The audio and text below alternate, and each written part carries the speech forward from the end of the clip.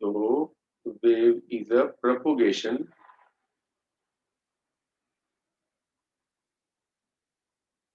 of a disturbance. कहीं पे disturbance create हुआ और डिस्टरबेंस एक जगह से दूसरी जगह पे प्रोपोगेट हुआ, उसी को बोलते हैं वेव। तो याद ये रखना कि जब भी कोई वेव प्रोपोगेट होती है, ठीक है, लाइक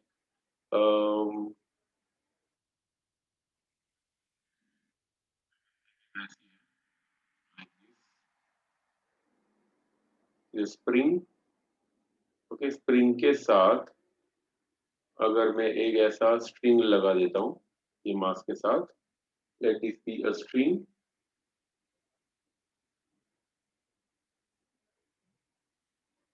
और यहाँ पे ये एक वॉल है, ठीक है। जैसे स्प्रिंग ऊपर नीचे ऑसिलेट होगी, यहाँ पे वेव जनरेट होगी। Okay, if it is a regular kind of wave, यानी अगर एम्पलीट्यूड वगैरह सब सेम रहता है, ये वाले केस में we can find out a wave equation. इसका वेव इक्वेशन हम लोग फाइंड कर सकते हैं, और इस टाइप का जो वेव बना उसे बोलते हैं वेव ट्रेन। क्या बोलते हैं? This is called a wave train, ठीक है। ये एक वेव होती है, ठीक है, दिस सिंगल वेव, ठीक है, इतने पोर्शन को एक सिंगल वेव बोलते हैं। ओके, और ऐसी बहुत सारी वेव्स हो तो उसे बोलते हैं वेव ट्रेन, ठीक है। जस्ट अ मिनट, कनेक्शन ठीक करता हूँ।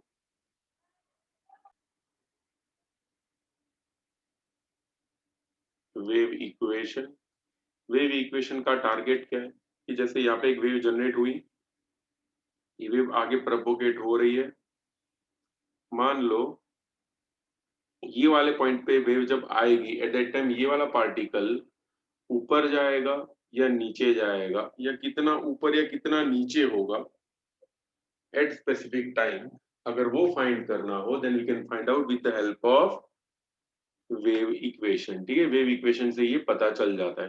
एक एग्जांपल दे रहा हूँ, जैसे कहीं पे अभी पता है ना, जापान में कहीं पे अर्थक्वेक आया था और सुनामी का वार्निंग भी था। तो if this is sea bed, यहाँ पे सी वाटर,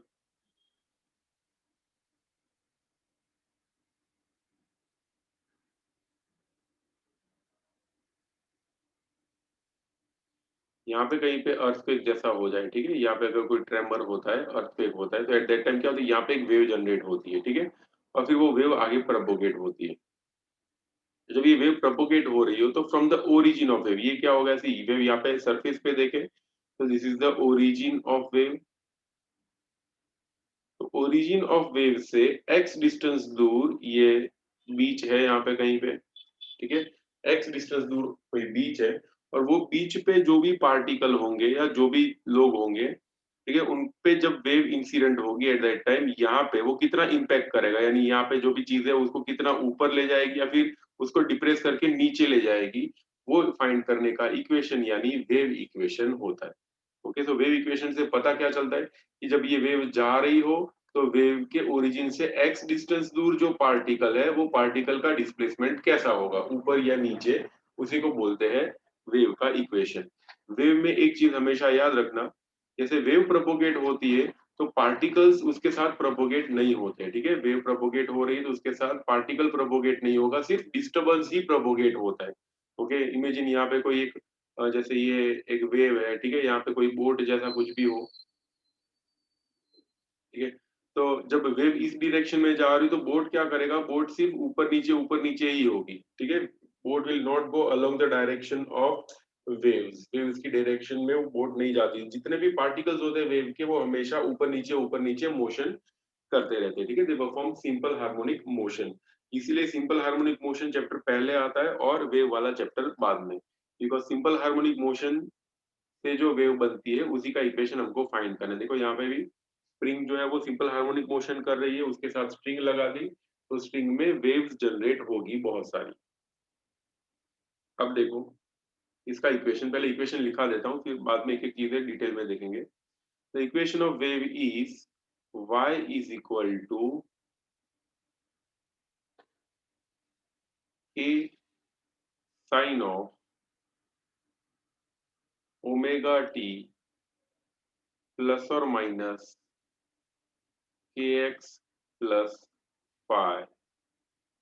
ठीक है, this is the wave equation जो 12th में बहुत यूज होने वाला है। y क्या होता है? तो y is the displacement of the particle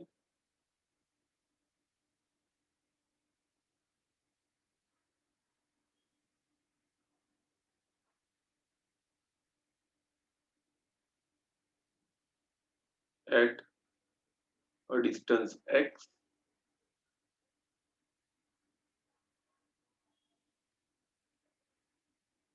from origin of wave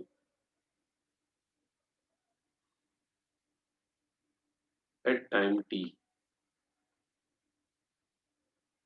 तो at time t x distance दूर जो पार्टिकल है उसका डिस्प्लेसमेंट जो भी होगा उसका वैल्यू होगा y। ए क्या होता है? तो ए को बोलते हैं एम्पलीट्यूड, इज कॉल्ड एम्पलीट्यूड।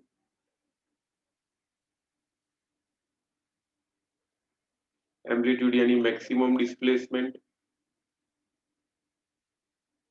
यानी वेव अगर ऐसी है, अगर like if it is this is a wave, ठीक है, तो वेव में थोड़ा सा पोर्शन काट दो, ऊपर और नीचे जो भी डिस्टेंस आएगा इतना सा डिस्टेंस, ठीक है, उसको बोलते हैं एम्पलीट्यूड। ठीक है, this much distance is called amplitude of the wave. उसके बाद है ओमेगा, ओमेगा को बोलते हैं एंगुलर फ्रीक्वेंसी,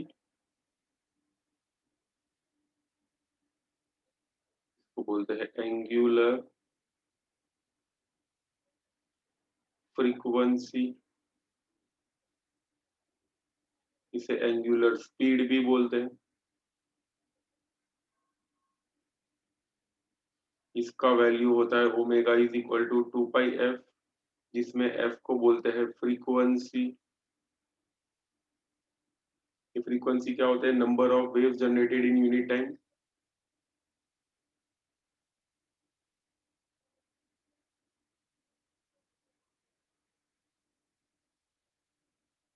इन यूनिट टाइम फ्रीक्वेंसी एफ होता है 1/t, इसमें टी को बोलते हैं पीरियोडिक टाइम। पीरियोडिक टाइम क्या होता है? It is the time taken to finish one full wave, is time taken to complete one wave. ठीक है, एक पूरा वेव बनने के लिए जो टाइम लगे उसे बोलते हैं periodic time. Omega is equal to 2 pi F is equal to 2 पाई/टी भी बोल सकते हैं। अब इसमें प्लस और माइनस आ रहा है, प्लस और माइनस बहुत इंपॉर्टेंट है। प्लस एंड माइनस याद रखना। इफ इट इज प्लस तो wave is propagating in, propagation का डायरेक्शन होगा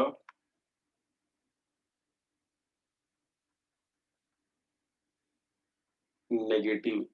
ओके, अगर प्लस साइन आ रही है तो वो वेव नेगेटिव डायरेक्शन में प्रोपोगेट हो रही है। अगर माइनस की साइन है तो प्रोपोगेशन कहाँ हो रहा है? प्रोपोगेशन का डायरेक्शन है पॉजिटिव। ठीक है, तो नेगेटिव और पॉजिटिव में दोनों में उल्टा होगा। अगर पॉजिटिव आ रहा है तो वो प्लस एक्स, पॉजिटिव यहाँ पे एक्स लिखा हुआ है तो यहाँ पे एक्स लिखेंगे और यहाँ पे भी एक्स लिखेंगे। ठीक है, नेगेटिव एक्स और पॉजिटिव एक्स जा रहा है वो इस तरह से पता चलेगा। आगे के का वैल्यू, के को बोलते हैं वेव वेक्टर।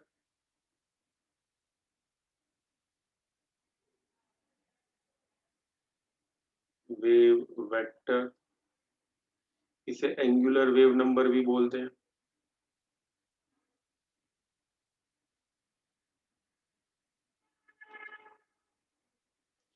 के की वैल्यू होती है 2 पाई/लैम्बडा, इसमें लैम्बडा को बोलते हैं वेवलेंथ।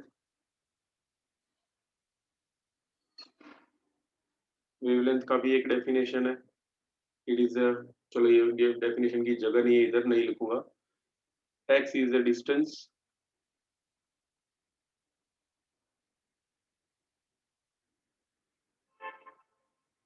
x क्या होता है, it is distance of particle, कौन सा पार्टिकल, यहाँ पे लिखा हुआ है displacement of the particle eight A distance x, जो हम लोगों ने लिखा हुआ ना वही पार्टिकल की बात चल रही है, the distance of particle from origin.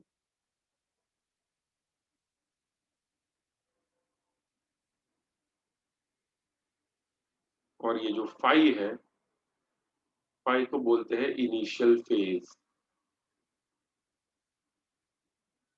तो हर बार ऐसा जरूर नहीं कि वेव ऐसे ही जनरेट हो, ठीक है, वेव ऐसे भी जनरेट हो सकती है, लाइक दिस आल्सो भी जनरेट हो सकती है, ऐसे भी हो सकती है, ऐसे भी, तो बहुत सारी प्रोबेबिलिटीज है उसकी अलग अलग। तो प्रोबेबिलिटीज के हिसाब से इनिशियल फेज डिसाइड होता है, ठीक है। तो ये जो पूरा लिखा हुआ है वो लिखो अच्छे से, न्यूमेरिकल्स में बहुत काम आएगा, 12th में भी बहुत काम आएगा, ठीक है। और कोई भी चीज समझ में ना आए तो तुरंत अभी पूछ लो। तो मैं दे रहा हूँ सी 450 हुई है, 453 तक आपको लिखना है। ओके, 3 मिनट दे रहा हूँ, जल्दी करना।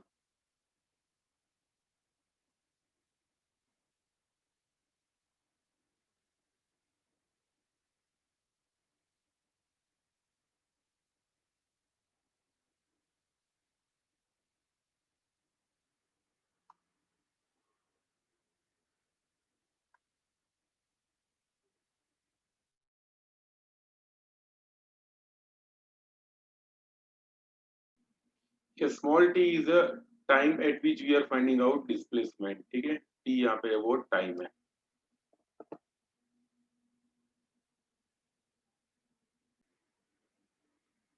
यस, तो वेव्स दो टाइप की होती है, transverse wave and longitudinal wave.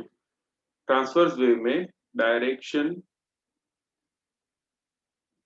Direction of oscillations is perpendicular to direction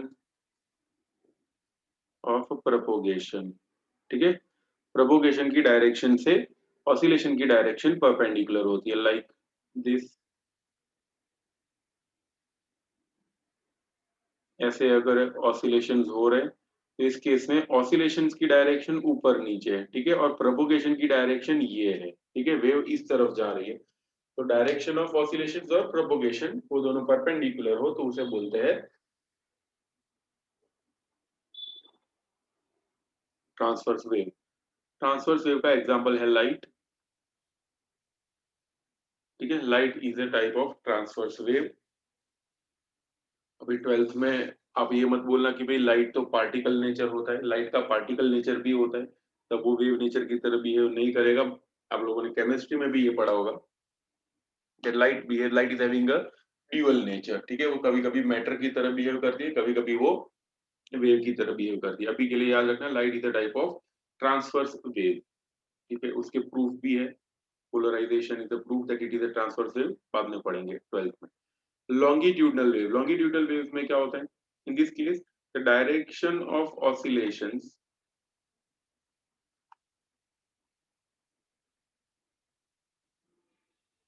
is parallel to is along the direction of propagation, ठीक है, जिस डायरेक्शन में प्रोपोगेशन होता है उसी डायरेक्शन में ऑसिलेशंस होता है। जैसे साउंड, ठीक है, साउंड के जो वेव्स होते हैं दे आर लॉन्गिट्यूडनल वेव्स, और वो भी जिस तरह से होते हैं, मान लो स्प्रिंग है ऐसी,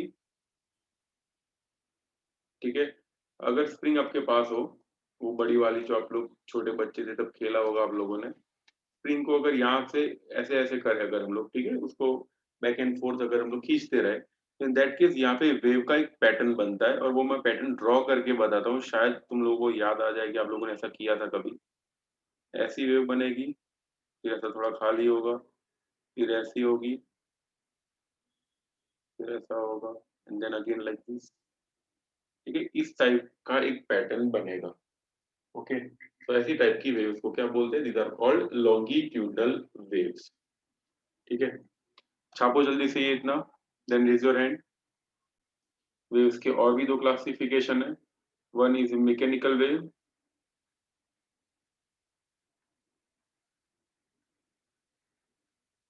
another one is non mechanical wave.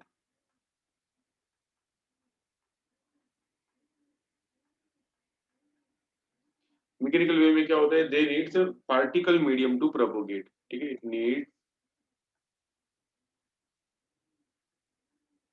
Particle medium to propagate.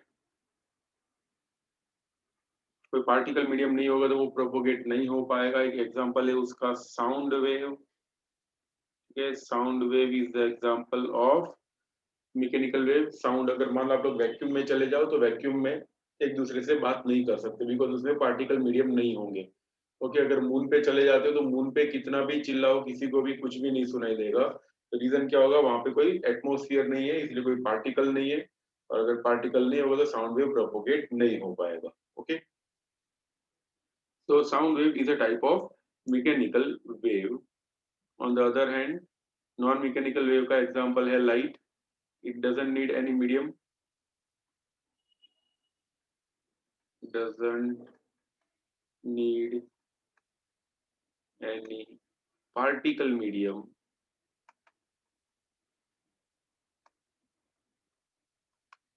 to propagate.